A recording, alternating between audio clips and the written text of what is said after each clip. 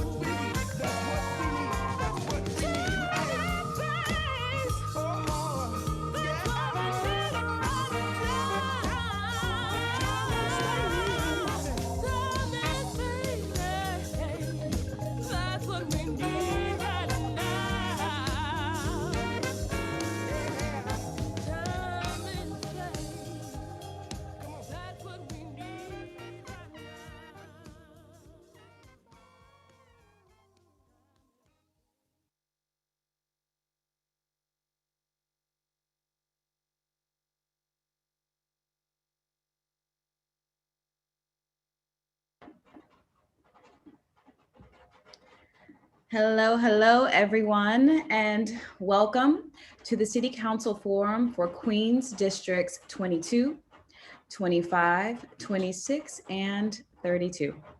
I am Melanie Green, artist and director of programs at New Yorkers for Culture and Arts, which is a cultural advocacy organization working to ensure a vibrant future for culture and arts for all New Yorkers. So right now I'm coming to you from Choctaw and Chickasaw land, tongue twister, and I am a Black woman with curly hair cascading from my head, and I have a white background. So we have ASL interpretation tonight, as well as closed captioning available through the Zoom platform. So you will see it if you click on live transcripts at the bottom of the frame. And so we ask candidates as they come through tonight to speak slowly and clearly. Also, the chat will be open for our guests in the webinar today, as well as on the YouTube, but we are asking folks to please be kind. No hate speech in the chat. We appreciate it. But what we do welcome is respectful and thoughtful impressions about some of the topics that are discussed. Because as I know, we are all super excited to hear from our city council candidates about their views on the arts and culture sector. I want to give a big shout out and thank you to the New Yorkers for Culture and Arts team for helping organize the efforts that made this possible, including Lori Berg, Lucy Sexton, Tara Sheena, Regine Peters, our producing partners, SFG, our participating organizations, which will be listed in the chat, and our wonderful moderator tonight, Sheila Lewandowski, who is the co-founder and executive director of Chocolate Factory Theater. All right, one last thing before we get started. Just want to let you know that we have additional forums coming up this month as well as May. We will put the upcoming events that are happening this month in the chat also for folks interested in seeing it. And you can also find that at www.ny4ca.org/advocacy. Now, without further ado, I will turn it over to Sheila Lewandowski. Thank you, Melanie. Good evening. I am Sheila Lewandowski, the founding executive director of the Chocolate Factory Theater and resident of District 26. My pronouns are she, her, hers. I identify as a non-disabled, middle-aged, cisgender white woman of Eastern European ancestors. I have long, straight brown hair streaked with gray pulled back in a loose bun. I am wearing a black V-neck blouse and glasses. I'm sitting with a backdrop photo of the gantries in Long Island City on the Queens side of the East River waterfront with orange scrolled Long Island City across them. I'm coming to you from the occupied lands of the Canarsie, Munsee Lenape peoples, but the lands represented by this evening's forum include those of the Matinecock and Maspeth peoples, also known as the Borough of Queens. As all of you know, the COVID pandemic has disproportionately impacted artists, cultural workers, and organizations. Prior to the COVID-19 pandemic, the arts and culture sector generated $110 billion in economic activity in New York City with a workforce of over 300,000. For the city to bounce back, it needs a strong cultural sector. And today we're excited to hear from City Council candidates about their views on the arts and culture sector.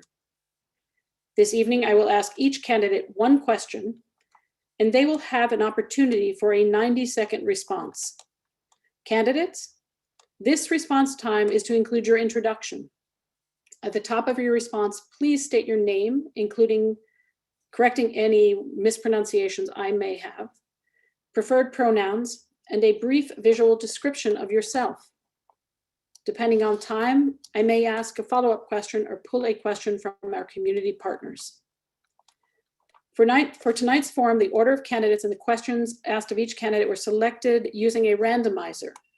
The context for each question, along with each question, is provided in the chat and on the screen.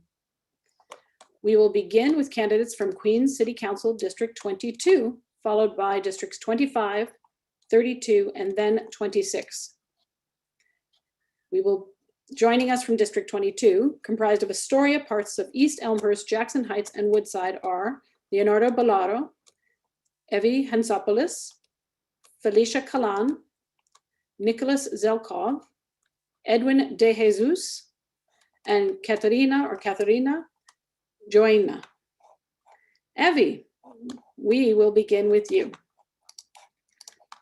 So educational programs for incarcerated and formerly incarcerated populations that include sustained arts programs has led to improvements in managing emotional states, building confidence and communication skills, and increasing civic engagement.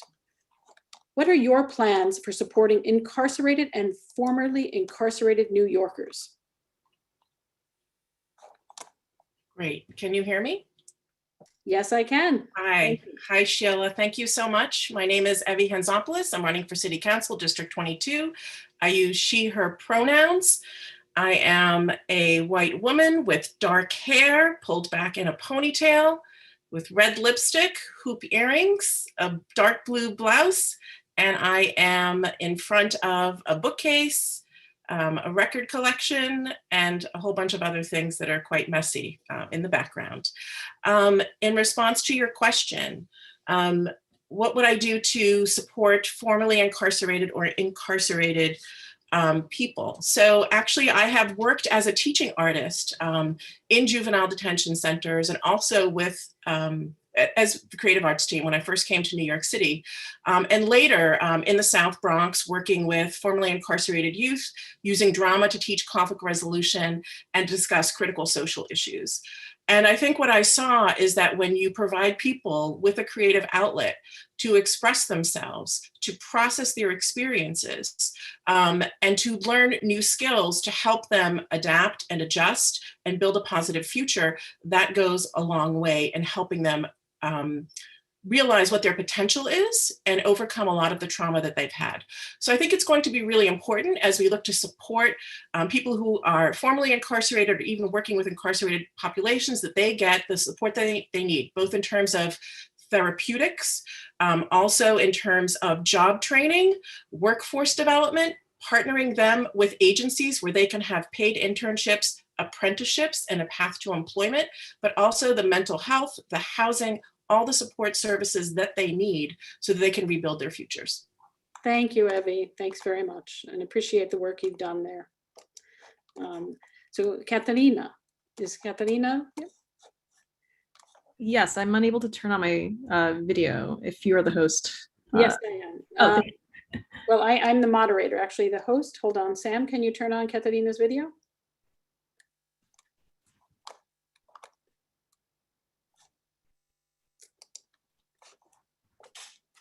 Hold on one moment. There we go. Yeah. So thank you for being here. So the question I pose to you is, and just because you have 90 seconds in which to introduce yourself and to answer the question. The question will be posted and there will be a timer that will clock down as you are speaking. And I ask that you keep to the 90 seconds as best, you know. So data shows that neighborhoods with cultural assets have improved outcomes in everything from education and aging to community well-being and safety. Yet nonprofit cultural groups often lack resources for long-term stable locations in the city's fluctuating real estate market. And artists and cultural workers need affordable live workspaces. What is your plan for creating healthy, stable communities? How do you envision enlivening vacant commercial and city-owned spaces? Well, thank you again for the question, and thank you both to New Yorkers for Culture and Arts for inviting me, and for the ASL interpreters for your work. I'm Catherina Gioina, was born and raised in Astoria. My pronouns are she, her, hers. I am a white woman with brown hair, hazel eyes, standing before a Maya blue background with a Maya blue shirt. 100% I agree with the entire question, the premise of it. It's quite shocking that out of the modest budget delivered just for arts and nonprofit arts, we have slashed over 70% from the $21 million budget to just seven, if not $6.5 million less than what the budget would actually reserve. So it would first and foremost give more money to the just the nonprofits and the arts for education parts of the city.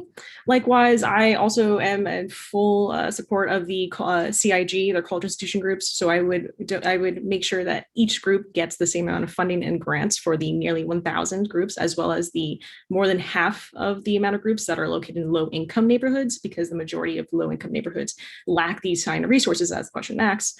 Again, I am firmly in favor of taking public spaces and using it for public purposes. I will increase public spaces to enjoy our arts and to actually allow public space to be used for public arts. That includes making Shakespeare in the Park more inclusive for all people of all neighborhoods. And it also includes just giving more donations and more grants for people who otherwise were unrepresented or are minority artists or people who just don't have access to these resources. Thank you. Thank you very much. Thank you for being here. Edwin DeJesus. Hello. Hello, Edwin. Your mic is muted, Sheila. Oh, thank you. Great. So the city has a large number of qualified, like a legion of teaching artists, totaling over 4,500 educators. Yet 67% of New York City principals state that funding for the arts is generally insufficient, and New York City does not meet state mandates for arts in every public school. What is your plan for the city's school system, and what is your vision of the role that arts in education plays? Okay, hi everyone. My name's Edwin DeJesus. I'm a Puerto Rican male, but more importantly, I'm a human being. This is my husky Lilo. She's not a human being. So I'm also a lifelong resident of Astoria, Queens. I grew up here my entire life. I went to public school here. I studied film at the Academy for Careers in Television and Film. I studied film at Columbia University on a full scholarship. I'm a freelance production assistant in the film and television industry, and I've done gig work both pre-COVID and during COVID. And let me tell you, it is rough.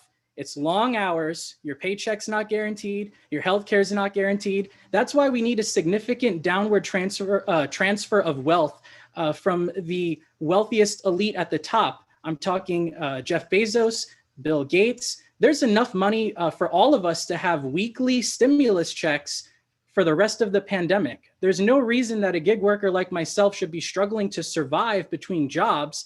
Instead, we should be creating. And that's why we need to fund career and technical education schools. That's why we need to expand the gifted and talented program to adapt for creative skills and creative abilities. And that's why we need to reinvest in our student youth employment program and job training programs like Ladders for Leaders, which I was a participant of. And now Mayor de Blasio gutted that program. Why did he cut it? Because he's corrupt, because both parties are corrupt. And even though I worked for Bernie Sanders' presidential campaign, I'm running as an independent, not a Democrat, not a Republican, a New Yorker. Thank you, Edwin. So I'm gathering from you what you say, you think some of that money should go to increase the school system.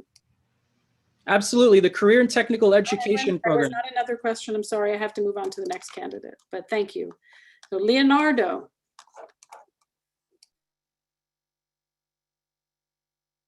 Leonardo?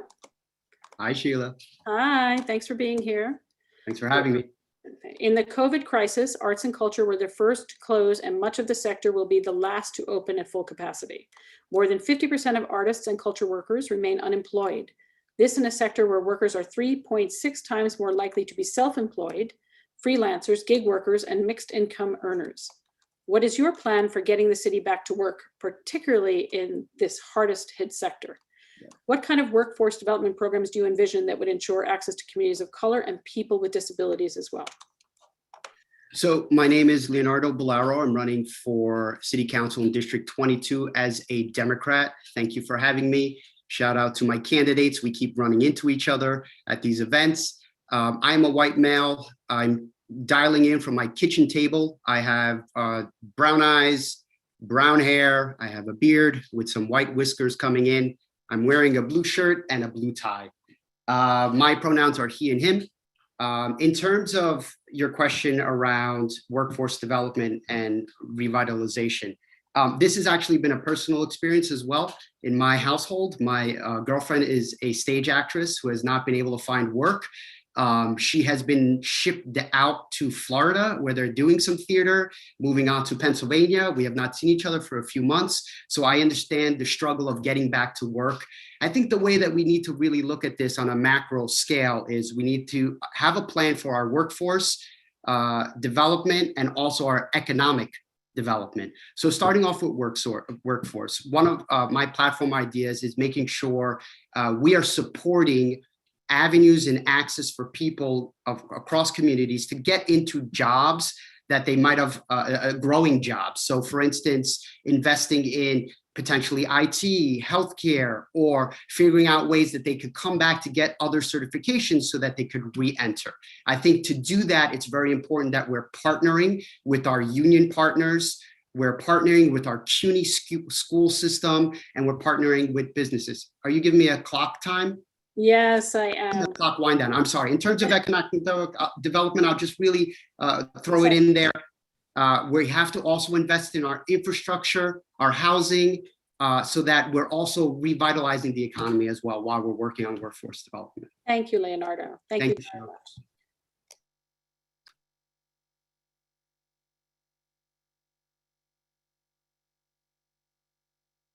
Felicia, Kalan. Education, I'm going to start the question so that you can jump right in. Educational programs for incarcerated and formerly incarcerated populations that include sustained arts programs has led to improvements in managing emotional states, building confidence and communication skills, and increasing civic engagement. What are your plans for supporting incarcerated and formerly incarcerated New Yorkers? Thank you. Well, first of all, it's an honor to be here. I'm Felicia Kalan, pronouns she, her. I'm wearing a lavender blazer. I'm a brunette, Caucasian, orange chair, blue wall, lots of color. I just wanted to say that I know firsthand that as a mom, all the issues that we have right now with the pandemic, and also as someone who worked in the Unchained fashion show, I worked in the fashion industry, and we told the story of human trafficking through artistic fashion shows. And we did that working with survivors of human trafficking. We worked with the designer Kato Mamalu, and I know firsthand the power that artistic expression has in communities, especially marginalized communities. And a lot of the ladies that I worked with personally, were formerly incarcerated ladies, and we helped work with rehabilitation. You know, a lot of our performances had spoken word and spoken art. Not only can we impact mental health, teach coping mechanisms, if we want to transition our population back into civilian life, we have to give them the skills to do so. And I think it's very important. I have the background and experience to do that. And if we want to lower recidivism rates, right now, 43% of formerly incarcerated individuals go right back into the system. And so we have to, for public safety, it's vitally important that we focus on rehabilitation. I think the creative arts industries can do that and help us do that well. I want to unleash. Just ran out of time. I tried to signal. Thank you so much. Thank you very much. Nicholas Velkov. I'm going to start. As of March 2021, just 4% of shuttered creative businesses have returned to somewhat normal operations. The federal relief offered by shuttered venue operator grants will only help an estimated 10% of the creative economy. And I'm not seeing Nicholas up on the big screen on the speaker view. I'm just going to pause a moment. Oh yeah, I see. Okay, I got the tech. Sorry everybody for the interruption. So I will continue. So just to recap on that, the federal relief offered by the Shuttered Venues Operating Grant will only help an estimated 10% of the creative economy.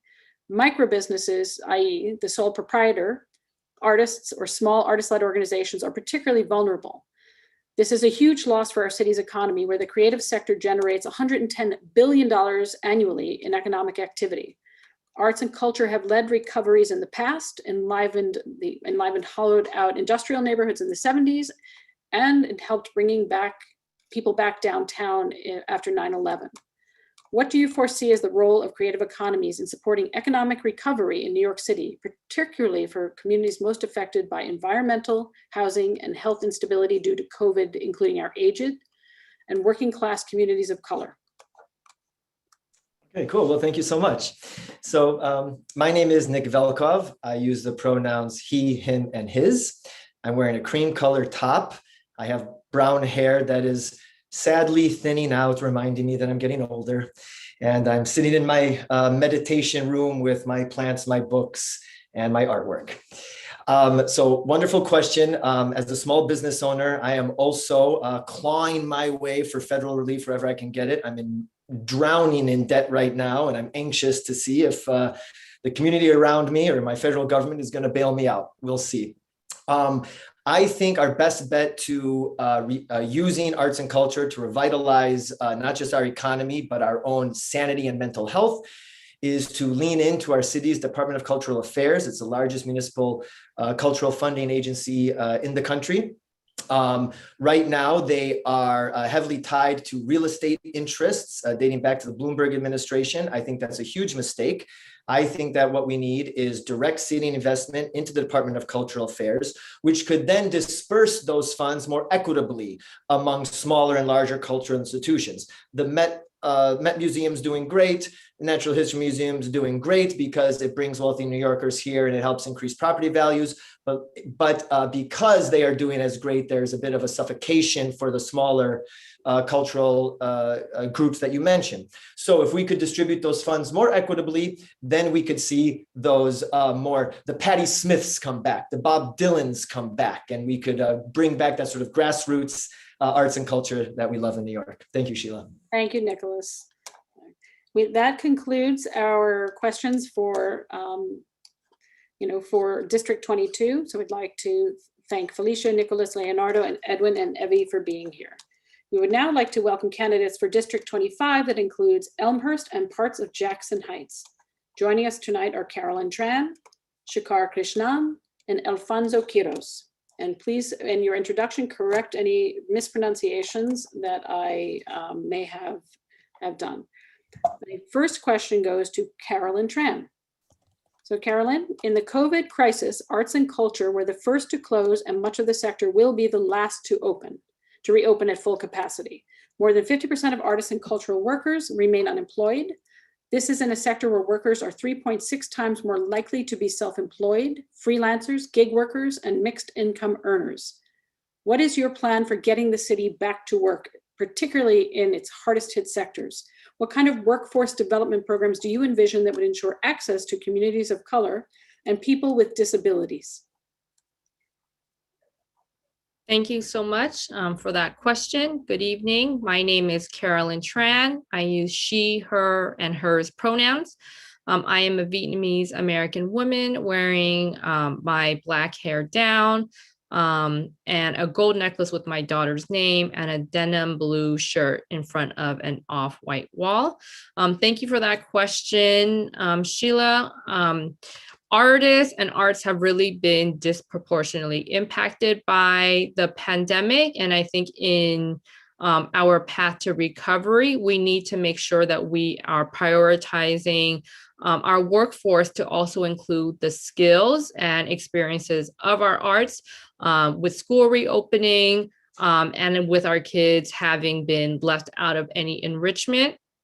I think we can use the arts and artists as a way to bring our kids back to a healthy school environment. I think also with our BIPOC communities and our communities with disabilities, we need to look at how art intersects with different work sectors and how we invest in training those sectors. So for example, many places have been, I think arts and parks are always the first to cut when we have budget deficits, but also both serve as public gathering places for so many of our communities. And so I think looking at how we support our artists in these spaces as we employ our city back, prioritizing our most marginalized communities must be a priority. Thank you so much, Carolyn. Really appreciate it. Now, Shekar. The city has an army of qualified legion of teaching artists, totaling over 4,500 educators. Yet 67% of New York City principals state that funding for the arts is generally insufficient. And New York City does not meet the state mandates for arts in every public school. What is your plan for the city's school system, and what is your vision for the role that the arts play in education? Sure. Well, thank you so much for having me, Sheila, and everyone else here too. My name is Shekar Krishnan.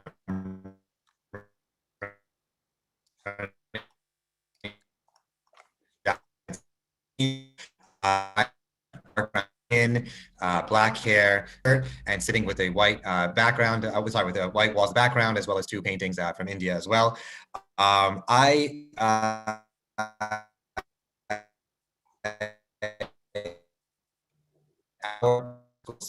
Shekar, deserves an outstanding education. Shekar, we had some technical issues, so we really could not get the answer to your question. So what I would like to do, I'm going to ask Tech, pause for one moment. Can you reset the clock? And would you please answer the question with your video off to see if that helps us get the transmission more clearly? So sure. Does this help? Yeah, but I just want to get the clock reset so you can start again, because I want to make sure we get the answer to your question, because we did not hear you. Can we get the clock restarted?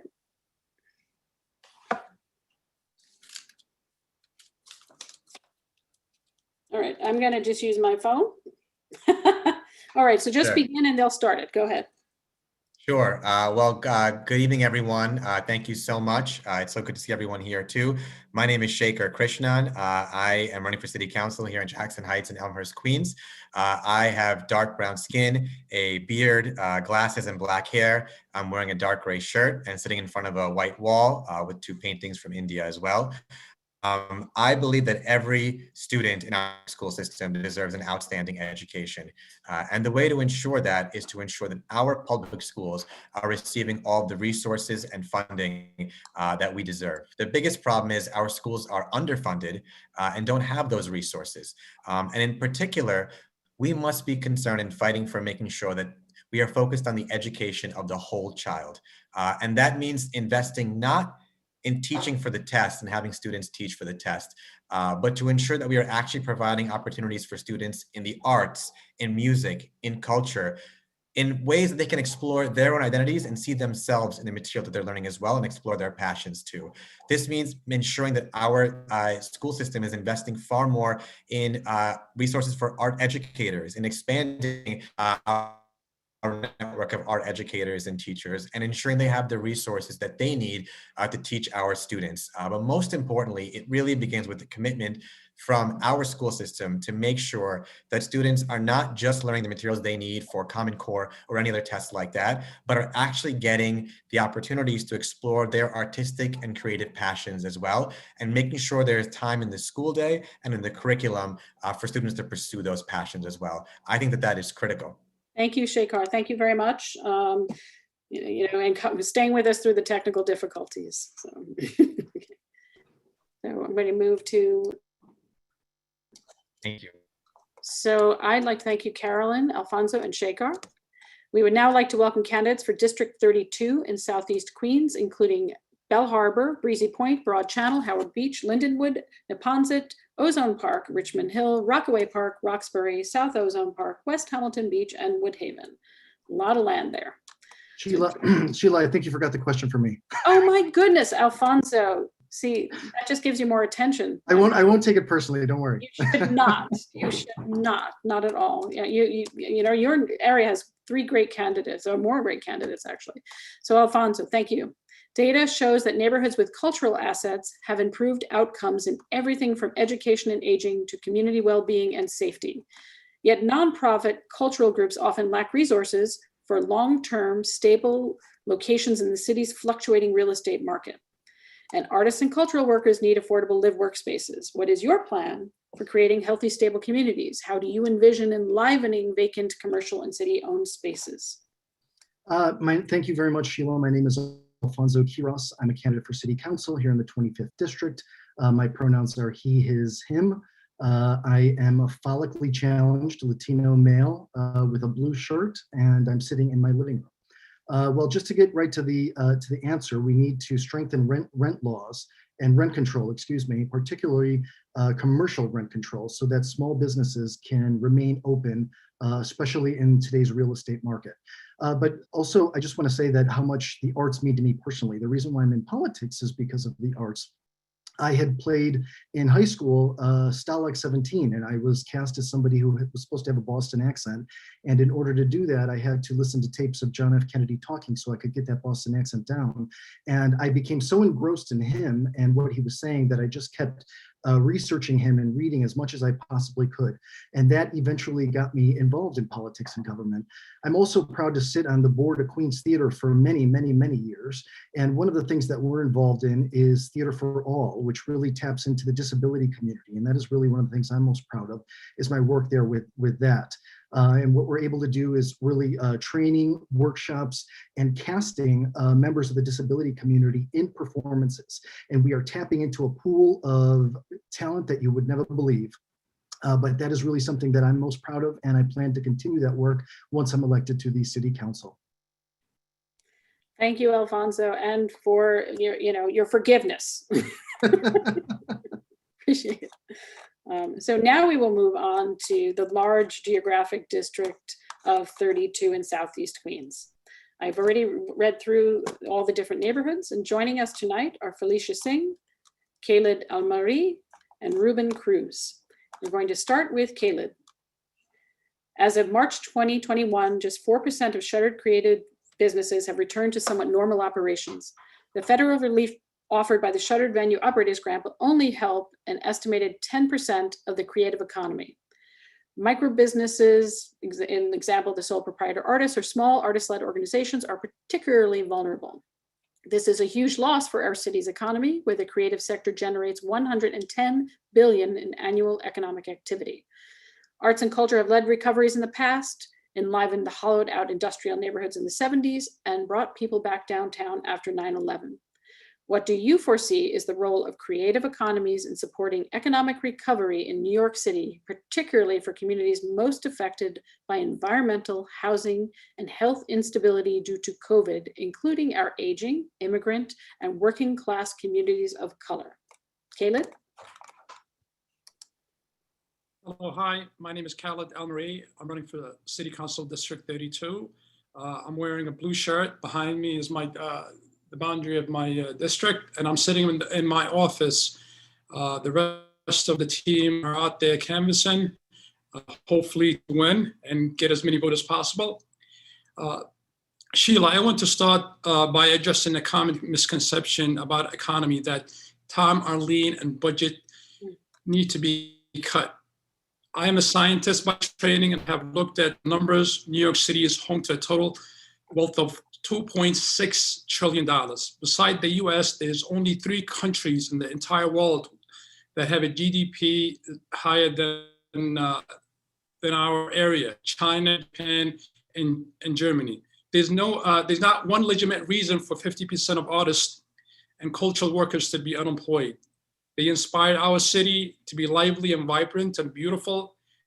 They deserve jobs that pay living wages, create self-expression, and one of the unique joys of being a human. And we don't need to design poverty in our society in exchange for great arts. Thank you. Thank you very much. And you actually, since you have a moment, I'm going to throw another question at you. We need relief from the suffering experienced during the pandemic. How can we build sustainable funding for the nonprofit arts community? That's from Stephen Hitt from LaGuardia Performing Arts Center. And I'm going to give you just 7 seconds to answer. I'm sorry, repeat the question again. You were going too fast. Okay, sorry. I'm sure Brandon is like, what? Let's see, the interpreter. So, but you got to keep the answer, but you left me 15 seconds, so I'm going to give you 10 seconds to answer. We need relief from the suffering experienced during the pandemic. How can we build sustainable funding for the nonprofit arts community to help with that relief? First of all, we need to look at the city budget. The city budget is only 1% that goes to art and culture. We need to expand that dramatically and do cut areas that's just ballooned exponentially, especially during the de Blasio administration. Thank you very much for keeping it brief. And Khalid, I said your name incorrectly and I apologize for that. Oh, that's okay. Thank you. Thank you. So Ruben Cruz. I'm going to start. In the COVID crisis, arts and culture were the first to close, and much of the sector will be the last to reopen at full capacity. More than 50% of artists and culture workers remain unemployed. This is a sector where workers are 3.6 times more likely to be self-employed, freelancers, gig workers, and mixed income earners. What is your plan for getting the city back to work, particularly in its hardest hit sectors? What kind of workforce development programs do you envision that would ensure access to communities of color and people with disabilities?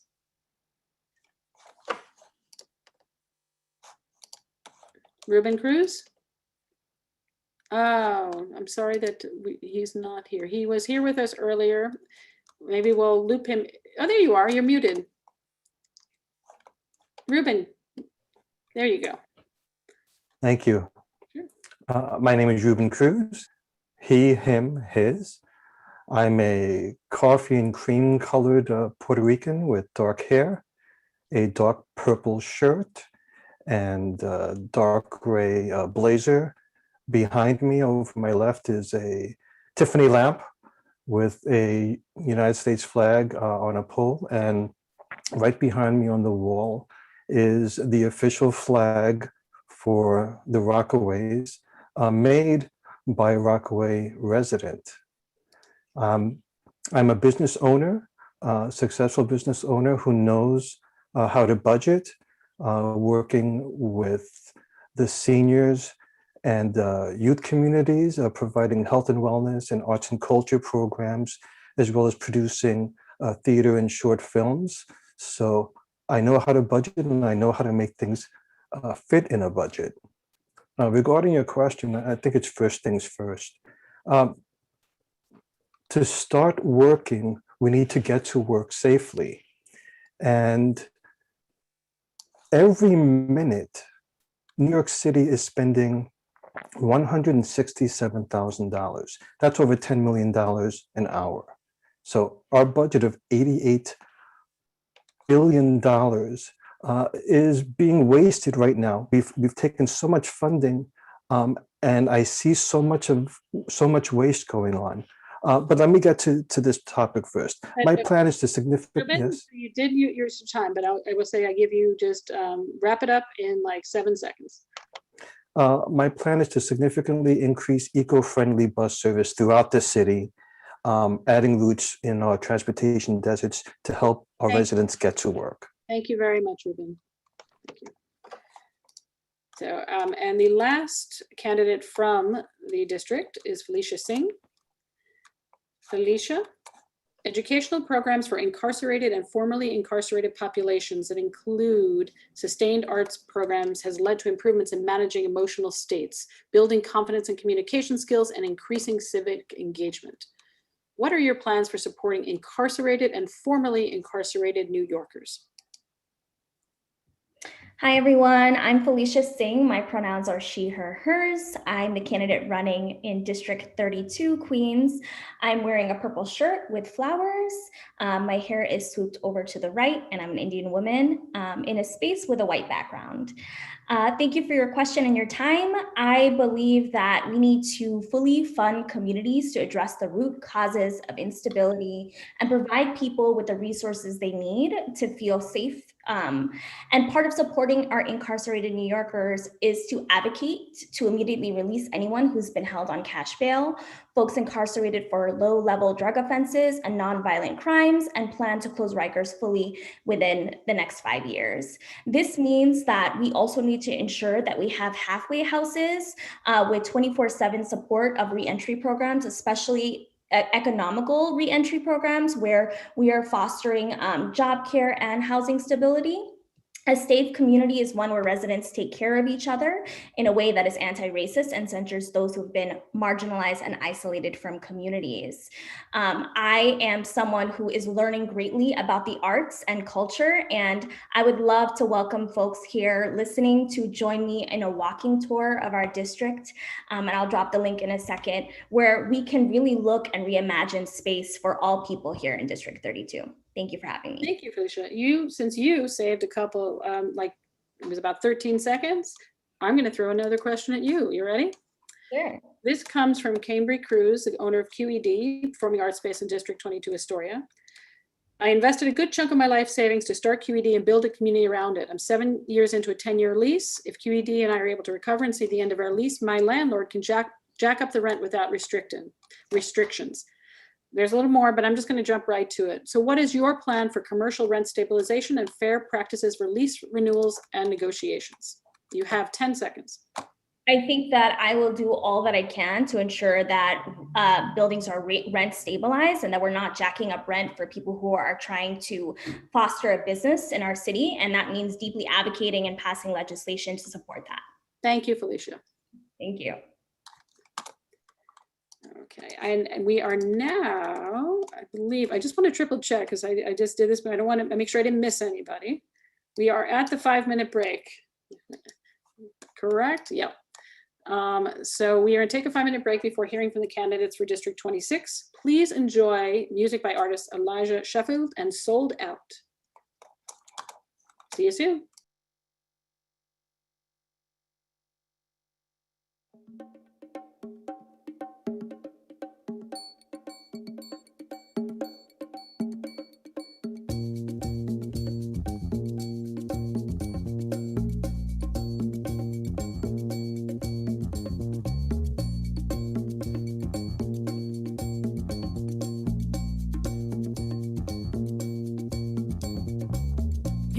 to bed for you. I go to work with you. Deal with my boss with you. Deal with commuting with you. I love you, Joe. You got my back, man. You got my back.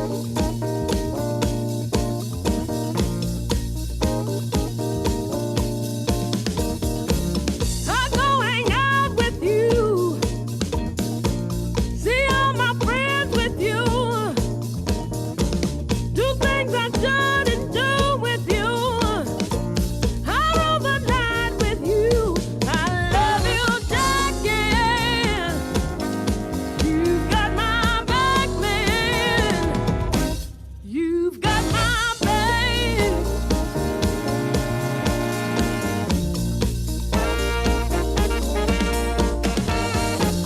I'll take my name in the mud with you. I'll wake up next to someone new. Do things I wish I wouldn't do. I regret the night. I love you, Jameson. You've got my back, man. You've got my back.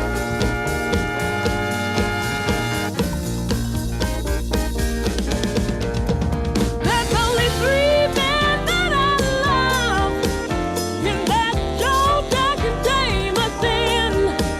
There's only three men that I love, and that's Joe, Jack, and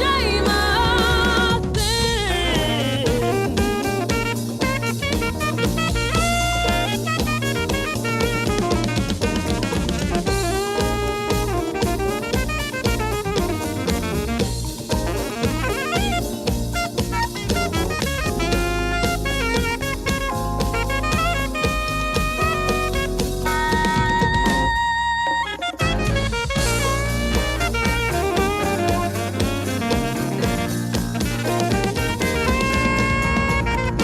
only three men that I love, and that's Joe,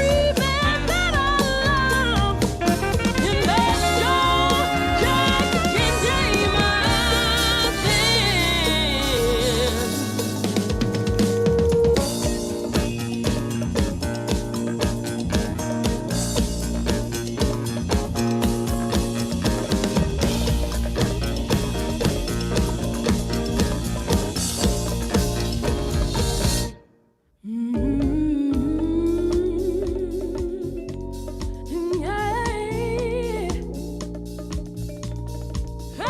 Jameson.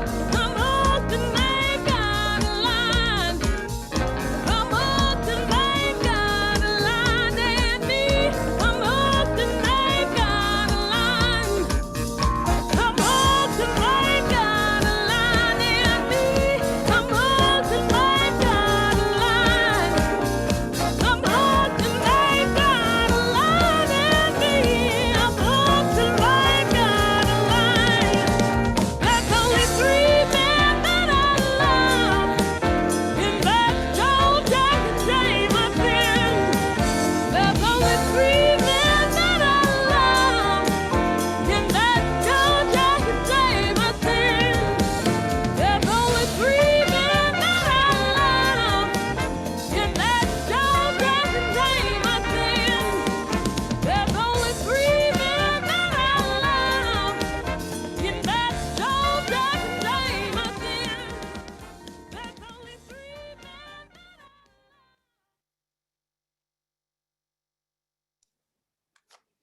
And that was Aaliyah Sheffield and Sold Out.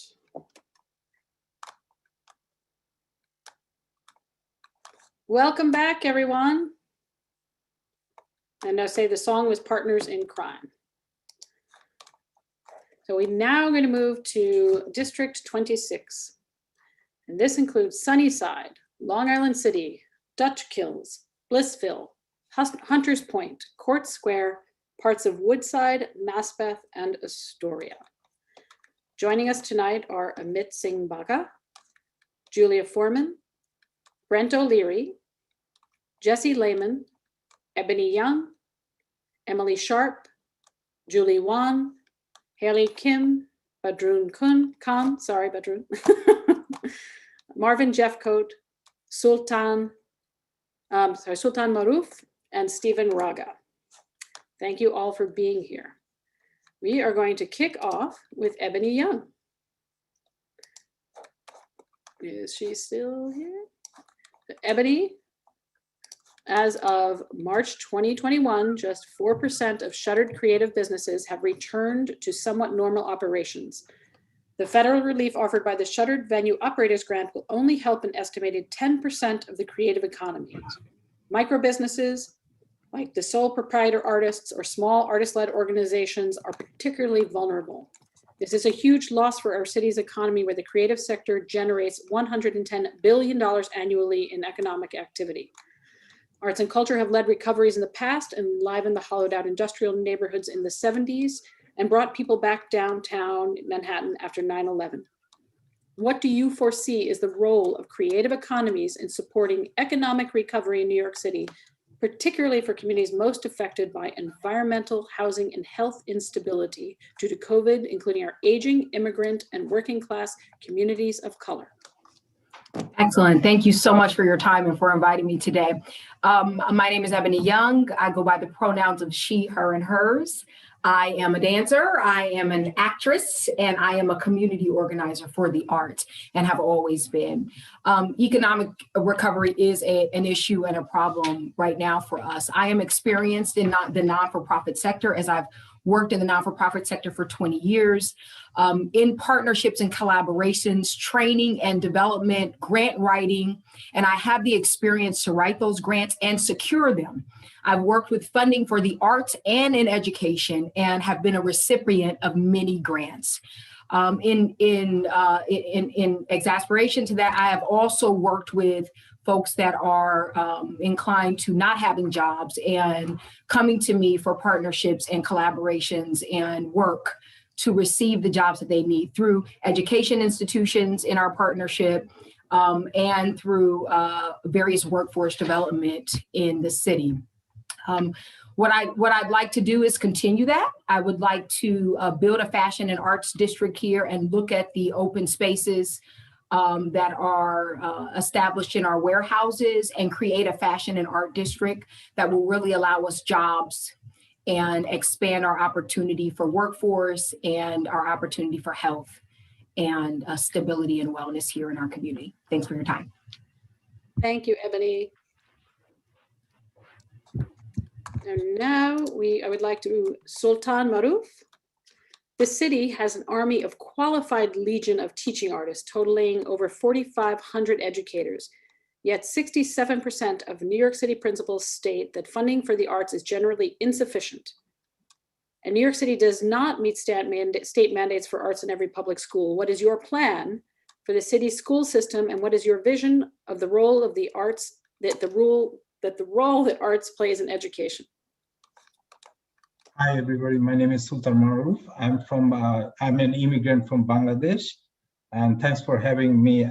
I'm sitting on a white room, and the questionnaire already in the system. I think you should check them out. It's we depend on the arts since the dawn of humanity, so we must maintain art program, including funding for it. I used to be an artist, so it will be my prime mission to implement arts in every public school. Regarding about me, that I used to be, except dancing, I used to sing, I used to, do drama and everything. So artists are struggling. So, every school, they have to have this kind of program, and the funding has to remain major, all the time. Regardless, if somebody is trying to cut it out, we have to, restate it. And please check out my website, sultanmaruf.com. I have a vast program about it. You'll find out more about it. Thank you. Thank you, Sultan. Brent O'Leary.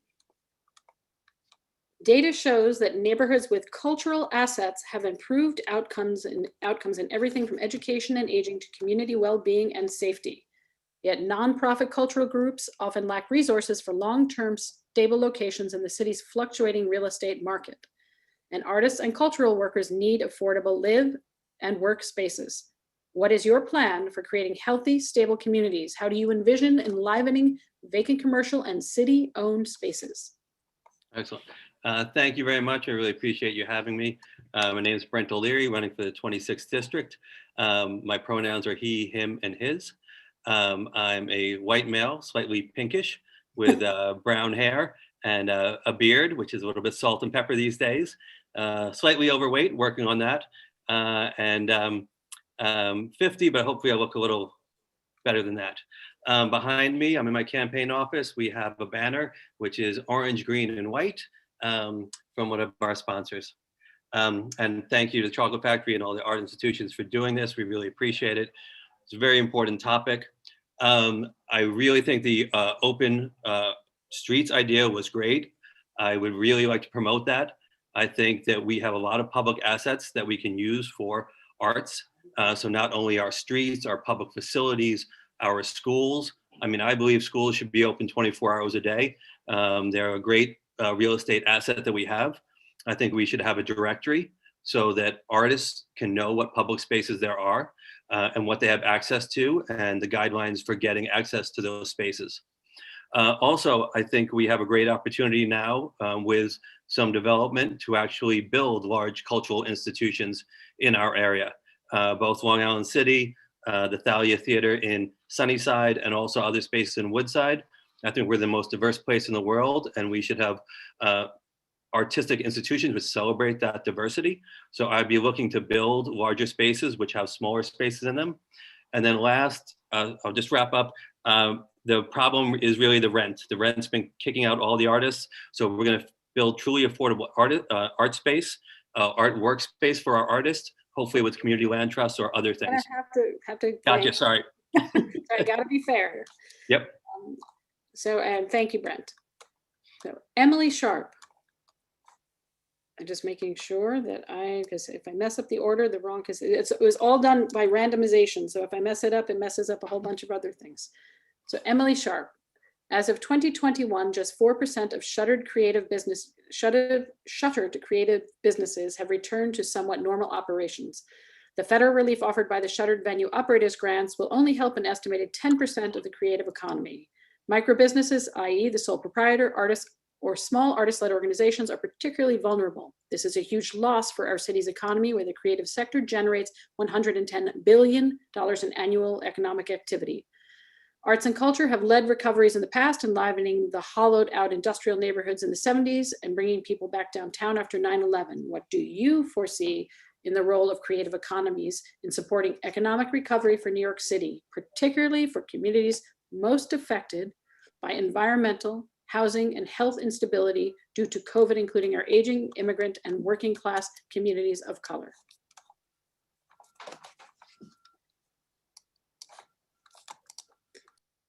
Emily, you're muted, but we'll start the clock when we hear you. Oh my gosh, I thought I had this down pat. Okay, thank you so much. Sorry about that. So my name is Emily Sharpe. My pronouns are she, her. I have wavy brown hair, shoulder length. I have it's a little frizzy today, but I have a gray top on with a V-neck. Is a white wall with a black and white photo, old New York, and to my right is a bamboo plant. So I believe that the arts should take a major role in bringing back the economy for New York City. I believe that the arts are undervalued. Real estate knows how valued they are. That's why they love to have artists in their spaces and leading. Well, they come a lot of times when artists are already placed in places, certain neighborhoods, then real estate starts to come around because they know how much value artists create. So I believe we should really capitalize on that and, make sure that everybody realizes how valuable artists are and lead in charge. So we should put it on our budget. We should really focus on it, giving a lot of funds to that.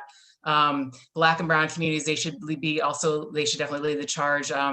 Maybe some partnerships between public housing that are right next to big studios, film studios that get a lot of money from the state. Maybe we could divert funds from those funds that the companies don't need anymore and like start incubated projects and have communities of color and just people with disabilities and the aged lead those charges. So Thank you. Thank you, Emily. Thank you.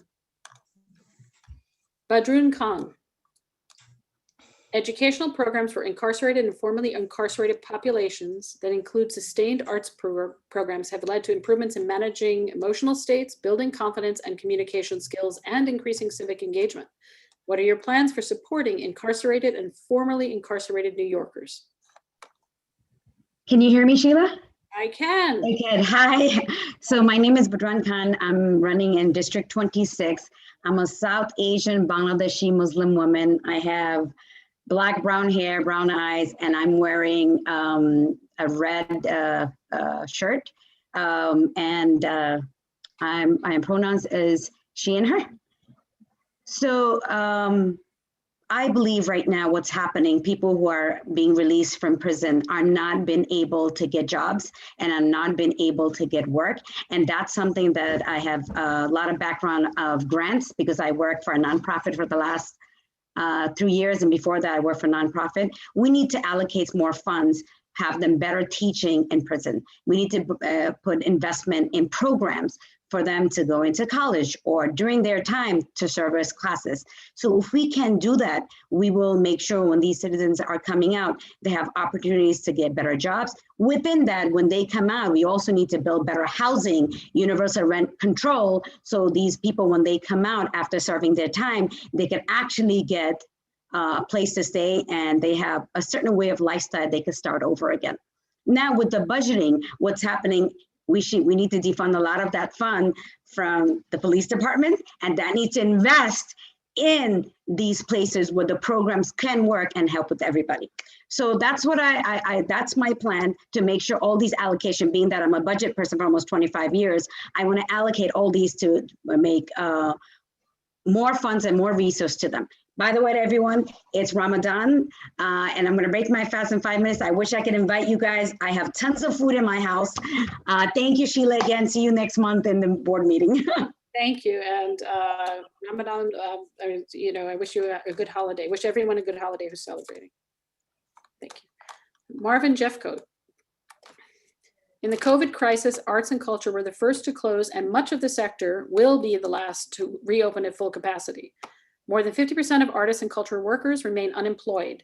This in a sector where workers are 3.6 times more likely to be self-employed, freelancers, gig workers, and mixed income earners. What is your plan for getting the city back to work, particularly in its hardest hit sectors? What kind of workforce development programs do you envision that would ensure access to communities of color and people with disabilities? Good evening, everybody. My name is Marvin Jeffcoat. I'm a Black male of African and European descent. I'm wearing a blue shirt in my living room. I'm a father, soldier, union worker, but most of all, I'm one of you, a human being. And I think all businesses should be allowed to recover without fines, fees, or taxes for 1 year. That should be replaced with education and outreach. Unfortunately, poor leadership at the city and state level took away your ability to earn a living in violation of the Fifth Amendment without any compensation.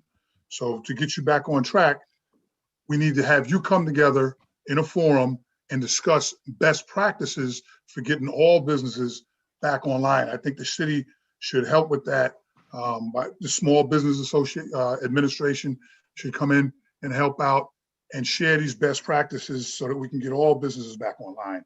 And along with that, a lot of artists complain of the commercial space. What I would do is I would have the SBA give classes so that the artist knows that they can negotiate a fair contract, because we don't want to get in the business of telling the landlord what they have to do with their property, but we also don't want to be unfair to the artist. So if we could train the artists and the business acumen needed to adequately represent themselves, they would be able to get that space and get back to business, get back to earning an income. Thank you so much for your time. Thank you, Marvin. You're welcome. Amit Singh Bagga. The city has an army of a qualified legion of teaching artists, totaling over 4,500 educators. Yet 67% of New York City principals state that funding for the arts is generally insufficient. And New York City does not meet the state mandates for arts in every public school. What is your plan for the city's school system, and what is your vision of the role that arts in education plays? Good evening, Sheila. Pleasure to be with you this evening and with everyone else. My name is Amit Singh Bagga. My pronouns are he, him, his. I am sitting in my living room, which has some bookcases and a mirror and a couch. I have salt and pepper hair. I wear glasses. I have a beard, a little bit salt and pepper as well. And I'm wearing a lavender button-down shirt. So I'm a graduate of our city's public schools, and I am a public school student who had immense amount of access to arts education, starting in kindergarten all the way through the end of high school. I am personally aware, and I think we are all collectively deeply aware, that an arts education from visual art to music to dance and more is in fact a cornerstone of a comprehensive, well-rounded. Hold on, can you please pause the clock? And we're going to give you a little time back because if everyone please make sure you're muted. Can we give Amit 1 minute?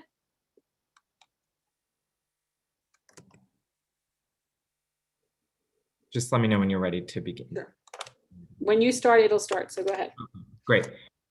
So just to say, we're all deeply aware that an arts education, visual art to music to dance and more, is the cornerstone of a comprehensive, well-rounded education, one which enables personal growth and public expression, and that it has not been offered to all of our public school students is indeed a travesty. One of the biggest challenges that we've faced over the last many years with respect to funding for arts education is that the city of New York has not received its fair share of funding from the state, despite the state being under court order to do so. Just last week, with the leadership of many of our incredible state leaders, we were finally, after many, many, many years of fighting, able to secure the $4.4 billion in what is known as foundation aid that the city has been owed by the state over the course of many years.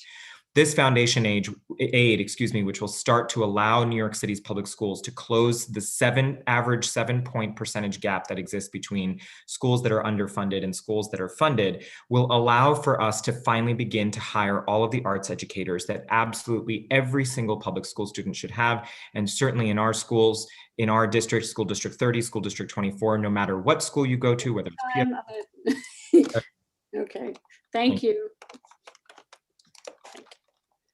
Jesse Laymon. Data shows that neighborhoods with cultural assets have improved outcomes in everything from education and aging to community well-being and safety. Yet nonprofit cultural groups often lack resources for long-term stable locations in the city's fluctuating real estate market. And artists and cultural workers need affordable live workspaces. What is your plan for creating healthy, stable communities? How do you envision enlivening vacant commercial and city-owned spaces? Hello, and thank you for organizing this and having me.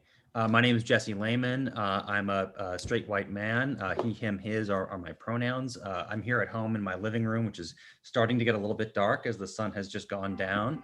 I'm wearing a white and blue checked shirt and have a light gray sweater on. And you may hear some noise in the background from my 2-year-old daughter protesting her bedtime. I am a career coalition organizer and public policy director and the father of a 2-year-old who I'm raising here in the neighborhood, And so I'm very concerned about particularly arts education, which was the last question that Amit and a couple of the others have had a chance to answer.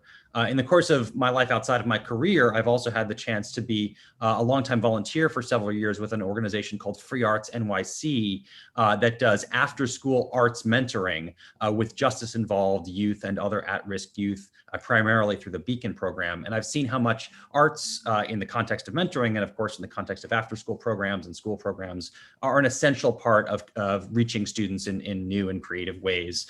And so we need to make sure to fund that and to support that. The question that I've got to answer here is about space. And I think one of the things that we in the city council in particular really need to be focusing on is the opportunity to use public space in new ways. I've been a strong supporter of the Open Streets program, and I think we should expand that and make it permanent, fund true permanent built out open streets, and then have the space there for cultural events. I think we should have done that in 2020, much earlier. And I think we should make sure to utilize publicly owned buildings in more creative ways and to allow community-based organizations to use them free of charge. I know I'm out of time. Be happy to go on. And of course, there's a questionnaire online that people can look at as well. Yes, and I say this to every candidate, please make sure your questionnaires are completed because we are going to share all those answers. So please make sure they're completed. Thank you, Jesse. Sheila. So our next, Stephen Raga. The city has an army of qualified legion of teaching artists totaling over 4,500 educators. Yet 67% of New York City principals state that funding for the arts is generally insufficient. And New York City does not meet the state mandates for arts in every public school. What is your plan for the city? And what is your vision for the role that arts in education plays? Sure. Good evening. Thanks for your question, Sheila. My name is Steve Raga, another candidate here for District 26. I go by he, him, his. I am a Filipino Asian male, brown eyes, black hair that I shave regularly, so not follically challenged as some. And currently I have a beige sweater here in my apartment. So yes, I've been working with a lot of our cultural street artists and Asian American immigrant artists for over 15 years, helping make sure that they have a space for our senior cultural dances and also indigenous dance training for youth. And finding space and opportunity to integrate intergenerational programming into the community so they could be part of New York, but also bring their cultural heritage with them. And a big part of that is that arts education already in the community. So if we could put that in the city's school system as it is, it's just gonna give that opportunity with our students and not take it away. Our city's education system needs to be redesigned so it's more expansive, inclusive, and not solely focused on these test scores. So funding for the arts and arts education in our public schools is vital.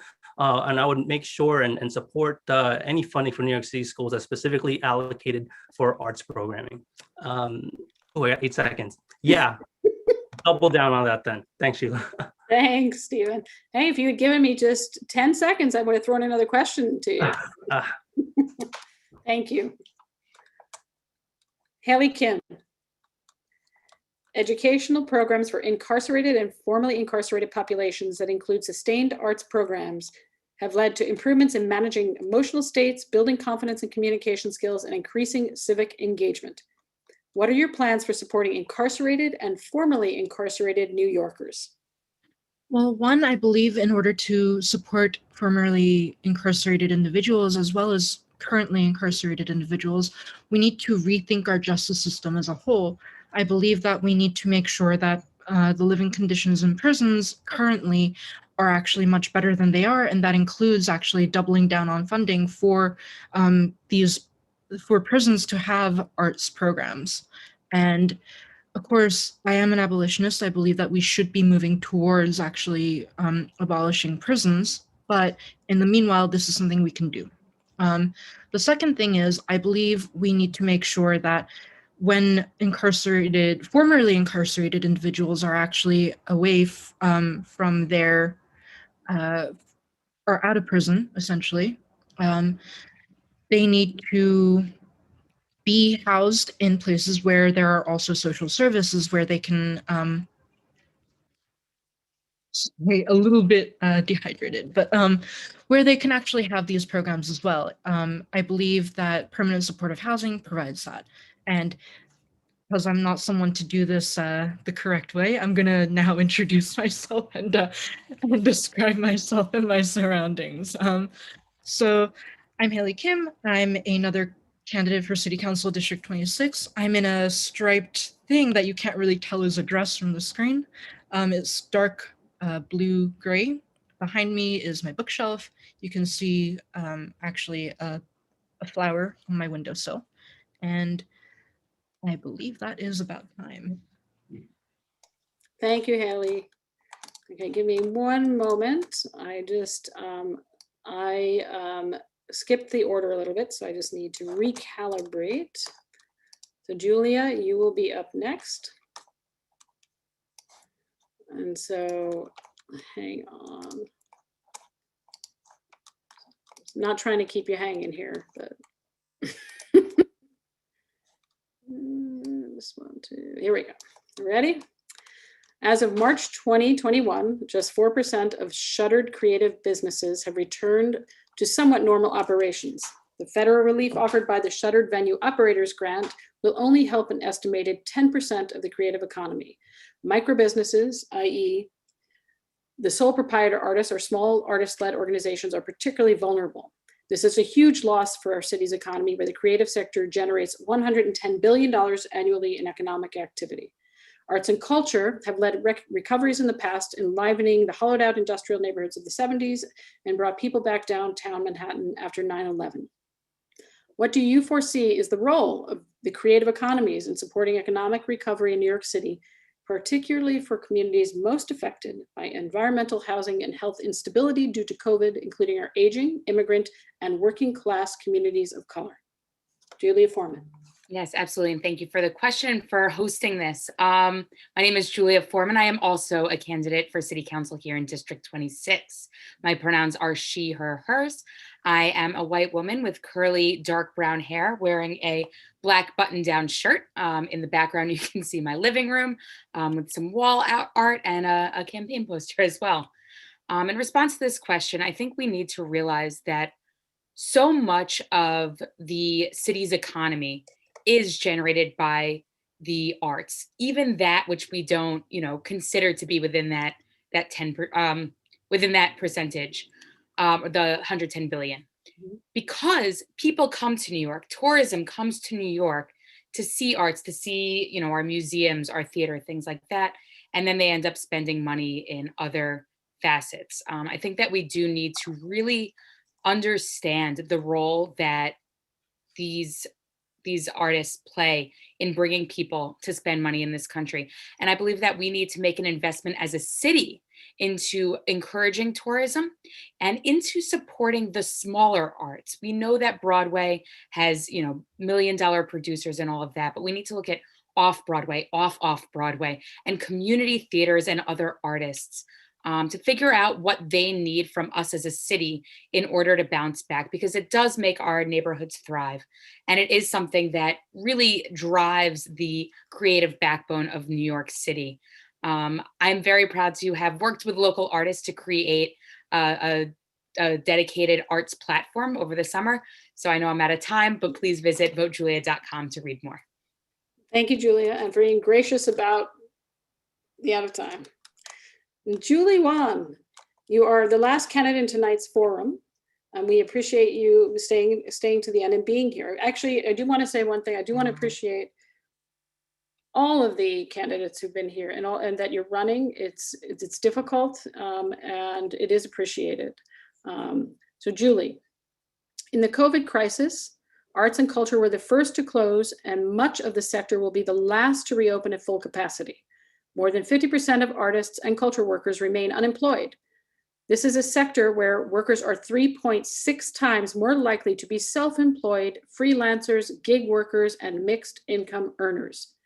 What is your plan for getting the city back to work, particularly in its hardest hit sectors? What kind of workforce development programs do you envision that would ensure access to communities of color and people with disabilities? Hi, Sheila. Good to see you, everyone. My name is Julie Won, and I'm also a city council candidate for District 26. My pronouns are she, her, hers, and I am in my 30s. I have straight brown hair, and I have almond-shaped eyes. I am an East Asian woman wearing a light blue blouse with daisies on it because it's the beginning of spring or in the middle of spring. And my background is a green screen with my logo on it for Julie Won for City Council.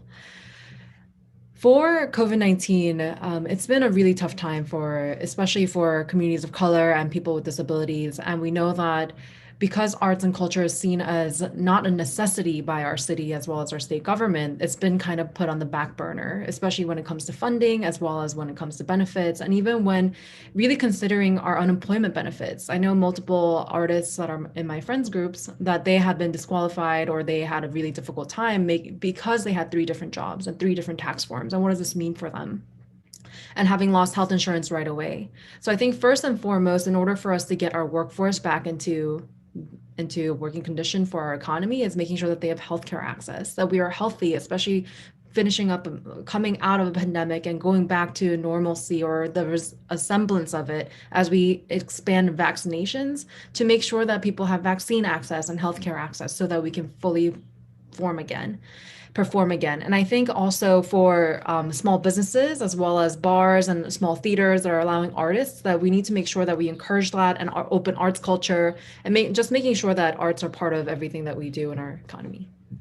Thank you, Julie. Thanks. Thank you to all of you. Thanks for wrapping up right on time too. It's great to hear so many people dedicated to the arts, dedicated to artists and to cultural workers.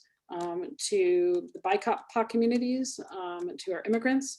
So I want to thank you, and I'm going to turn it over now to Lucy Sexton, who's the Executive Director of New Yorkers for Culture and the Arts, they are the organization that organizes and they advocate for us, for the arts and culture workers citywide. Lucy, thank you. Thank you so much, Sheila. Sheila Lewandowski, founder and executive director of the Chocolate Factory Theater in Long Island City. Thanks to all of our cultural partners, all of the arts organizations in Queens that were partnered on this. We really appreciate it. Thank you to all of the candidates who came. And as you said so well, Sheila, thank you for running. It's really, really important. We loved hearing from you, and we look forward to working with you as we move this city forward. And being in partnership with the City Council is one of the great joys of my life, and engaging the arts community and the cultural community in that dialogue is critical. I just want to put on everybody's radar that this Wednesday, April 21st, we are having a forum for the mayoral candidates. And that will be hosted by Luis Miranda and Anna Glass of Dance Theater of Harlem. Please go to ny4ca.org and find out about the mayoral forum and register for that. And we will then hold 7 more candidate forums for city council districts across the 5 boroughs. So stay in touch, keep in touch, join New Yorkers for Culture and Arts if you're not already a member. Thank you to everyone who put this together. It was beautiful and informative and much appreciated.